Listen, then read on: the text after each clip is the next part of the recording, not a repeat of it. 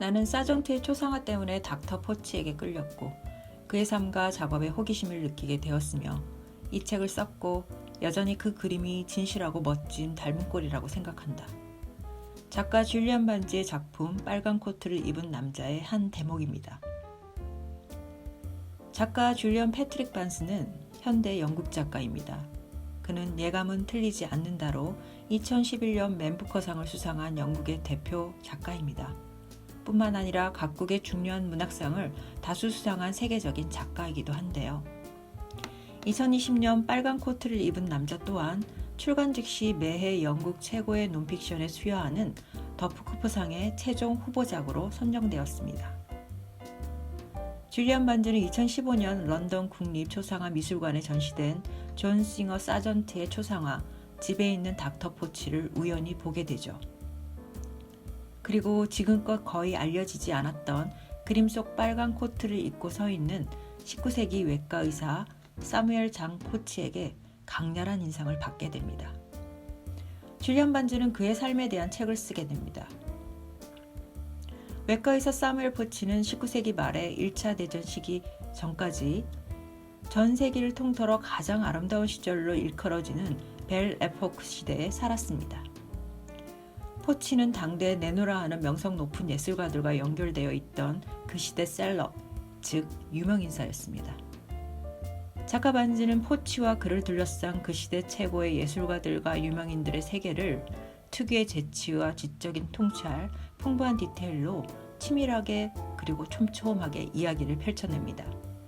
게다가 작품은 한 개인을 둘러싼 프랑스의 지정학적 시대적 사안과 계층, 성, 종교 등 사회 전반의 변화를 반영하고 있습니다.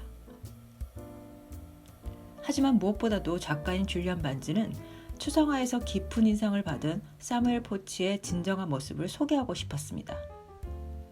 사무엘 포치는 시대에 얽매이지 않는 자유로운 삶을 살았지만 이성과 과학적 지성을 가지고 자신의 직업적 의무와 올바름, 윤리의식엔 철저했던 양가적 매력을 지닌 인물입니다.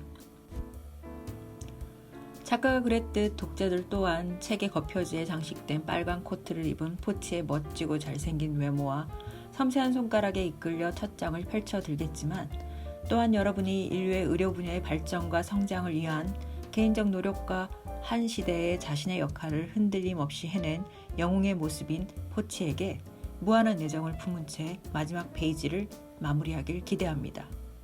작품 들어가겠습니다.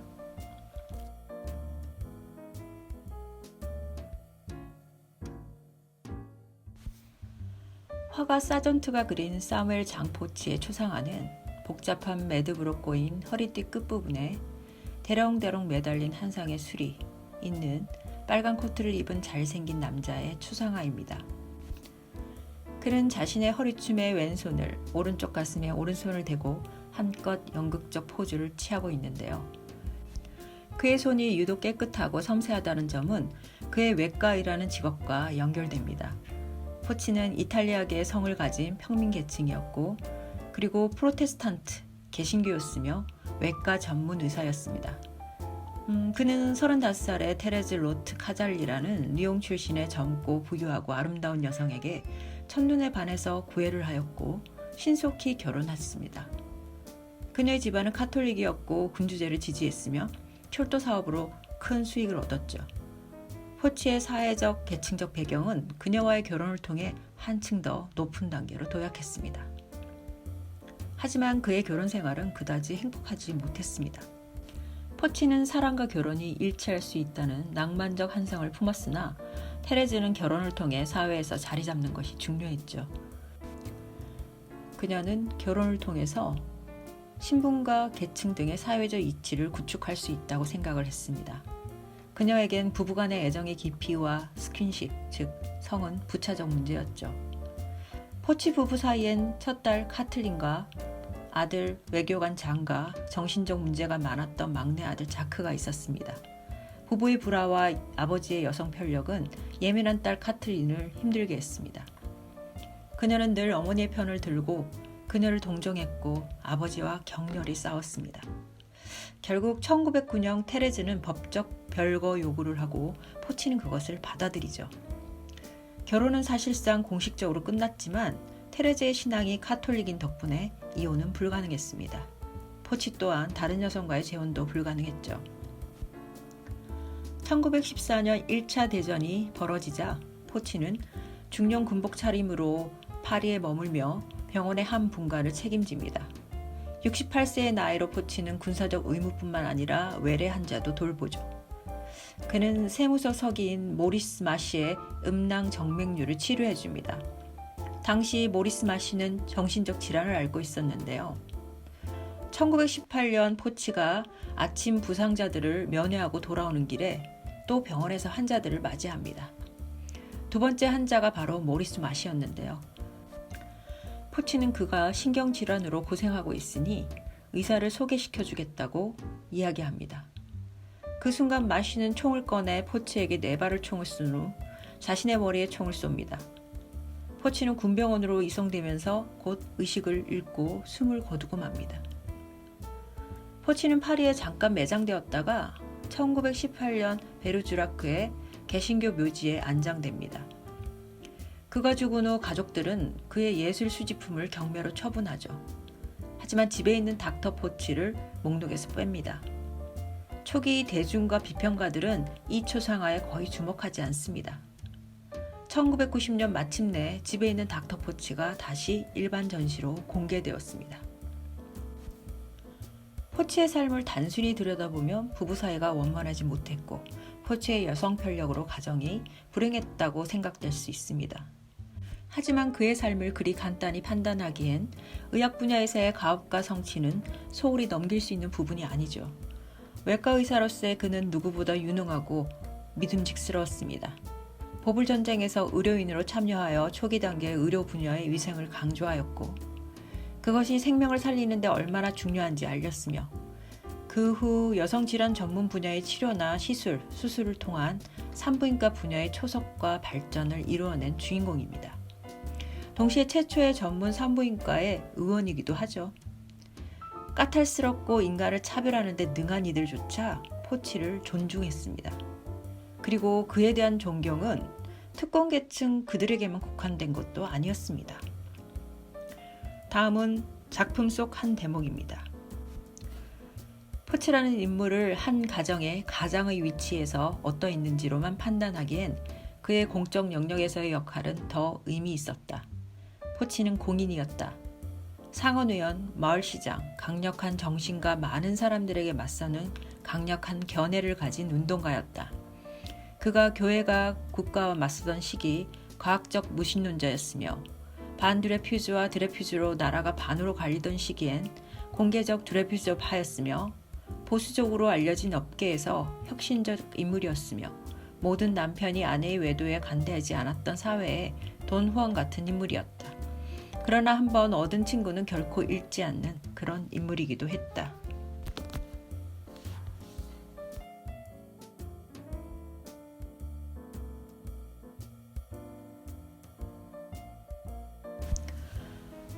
빨간 코트를 입은 남자는 외과 의사 포치의 삶을 다루는 데 있어 우리가 익숙한 전기의 형식을 취하고 있지 않습니다. 작가는 방대한 양의 다양한 종류의 텍스트들과 유기적인 상호 관련성을 통해 인물을 그려내고 있죠. 물론 이런 점이 독자로 하여금 독서의 어려움과 난해함을 더하고 있습니다. 작품 속 한 구절입니다. 우리는 알 수 없다. 아껴서 사용하면 이 말은 전기 작가의 언어에서 가장 강력한 표현 가운데 하나가 된다. 점자는 한 삶의 연구, 전기는 줄로 묶어놓은 빈 구멍들의 집합이며 그 가운데서도 성적이고 세격적인 삶과 관련된 부분이 가장 그러하다. 이 말은 일종의 논픽션 형태의 전기라는 글의 형태가 아무리 그 인물을 섬세히 촘촘히 묘사한다 해도 사이사이 빈 구멍들이 존재하며 그것들을 작가가 메우고 있다고 이야기하고 있습니다. 줄리안 반즈는 포치의 삶을 글로 반영하기 위해 알 수 없는 영역, 특히 사적인 영역엔 작가적 상상력이 동원된다는 것을 인정할 뿐 아니라 공적 영역을 이야기하고 그것을 뒷받침하기 위해선 객관적 정보와 사실을 전달하는 자료들, 전기문이나 학술적 의학 논문, 그리고 시대 반영 텍스트 등 다양한 형태의 텍스트들을 가져와 주석을 달았음을 고백합니다. 그래서 포치를 이야기의 중심에 놓고 사건들을 나열하는 방식의 전형적 전기 양식을 기대한 독자들을 무참하게 합니다. 오히려 작가는 그 반대 전략을 취하죠. 포치를 묘사하고 설명하기 위해 그를 중심으로 이야기하거나 시간순으로 이야기하는 구조가 아닌 포치 주변의 것들, 즉 그가 만나는 예술가들, 셀럽들, 의료 관계자, 그리고 다양한 텍스트 등을 통해서 포치를 구체화시키는 전략을 구상합니다. 실존 인물을 사실적으로 완벽히 구현한다는 것 자체가 불가능하다면 인물을 중심으로 작가의 주관적 추측을 쌓아 올린 이야기보다는 그의 주변부 이야기를 통해 그를 독자로 하여금 객관적으로 판단하도록 만드는 것입니다. 반스의 이런 전략은 신선하고 탁월했습니다. 독자는 작가가 던지는 주변부의 텍스트들이 주는 정보를 통해 포치라는 인물이 어떤 사람인지 인식하고 구체화시켜 나아갑니다. 그래서 주변부 이야기들은 포치의 삶을 반영하는 반사판 역할을 한다고 볼 수도 있습니다. 책의 초반부에 독자들은 포치를 찾아 안개 속을 헤매겠지만 책이 후반부로 갈수록 포치라는 인물이 안개를 뚫고 책 속에서 당당하고 멋지게 걸어 나오는 것을 경험하게 됩니다. 다음은 부인과 교수 자리를 만들어준 사람들에게 감사 인사를 하는 자리에서 포치가 한 말입니다. 같은 인간의 생사를 좌우하는 힘을 가진 우리 각자에게는 양심의 문제가 있습니다. 양심은 의사의, 특히 칼을 휘두르는 사람의 첫 번째 특징이 되어야 합니다.